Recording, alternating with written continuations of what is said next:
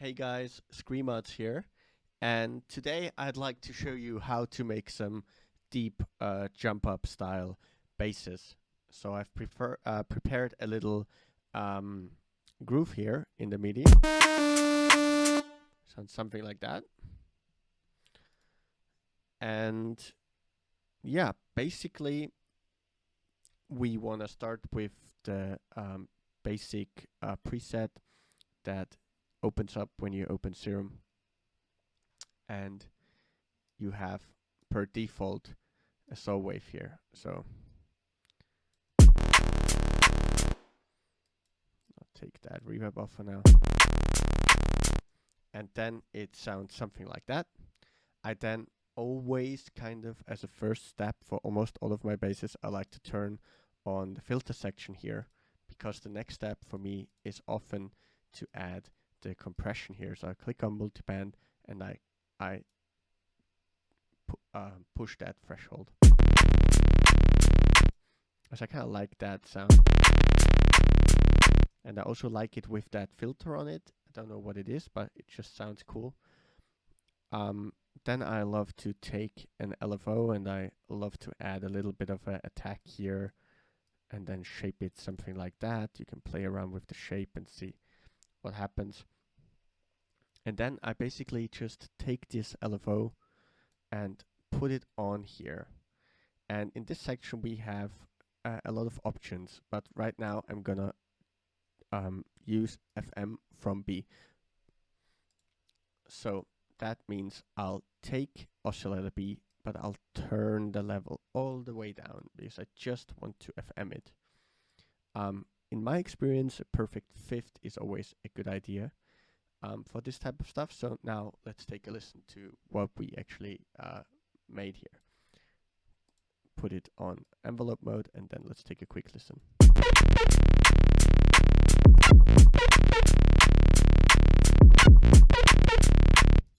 So now we got that sound. I then like to turn on mono and add a little bit of a glide, especially if we have notes gliding into each other. I think that's a smooth sound.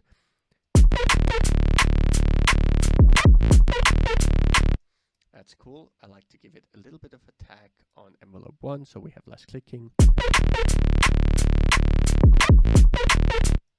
And then you can, for example, try around with different octaves and different shapes. So you could go, for example, for a sine wave here, and also let that filter affect oscillator B. You can then also take that LFO and kinda help the movement by adding it to the filter. And right now that's very fast, but there's a lot of cool things you can do with the length of that, and where you kind of put the FM, it drastically changes the sound. So you can play around with these shapes and see where you get and what you get.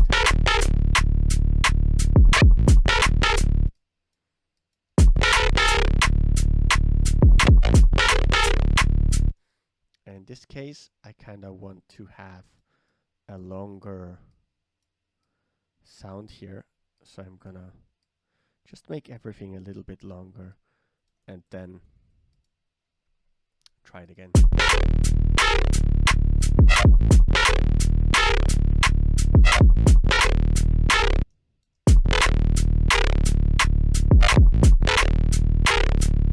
That's pretty cool. You can also try here with 2 sine waves. It's going to also sound really nice.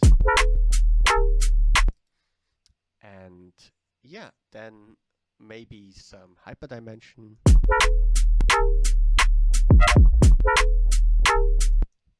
And some reverb, but I do like to add that differently. What we can do now is just add a little bit of harmonics.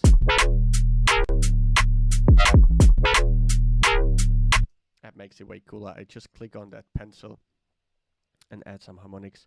I can do the same here.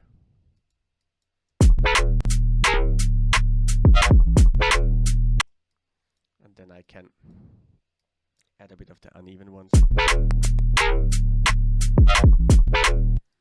And then to kind of get the sound we're looking for, I like to add a reverb on a send and have some EQ on that. And some Valhalla room, and I'll just play with one of the presets, like maybe let's go on ambience and choose a large ambience.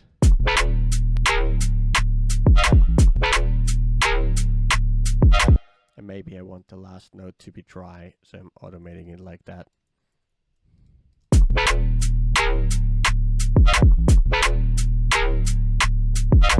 Just to get a bit of a thing, a bit of a feel, different feel, and try around with the decay.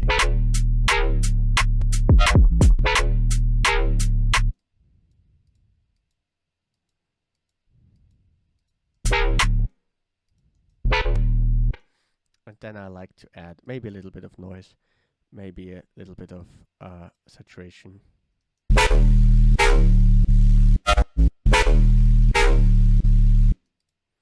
And then you can go back in and play with that.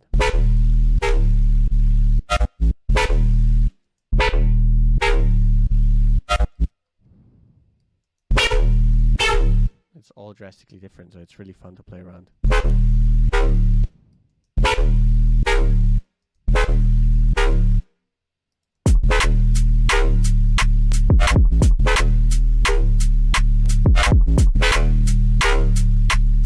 You can also take a macro, put the macro on there, and then you just wiggle it a little bit, and then it will show up in your automation, so you can do loads of fun and cool little things here.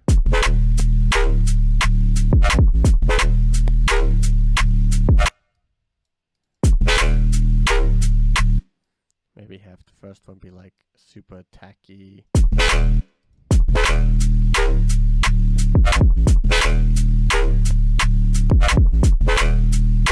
And then you get these different flavors from it.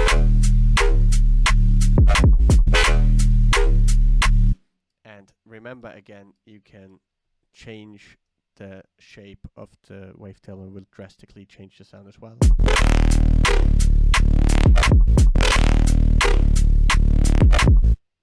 So you get some really nasty tones here, which I like.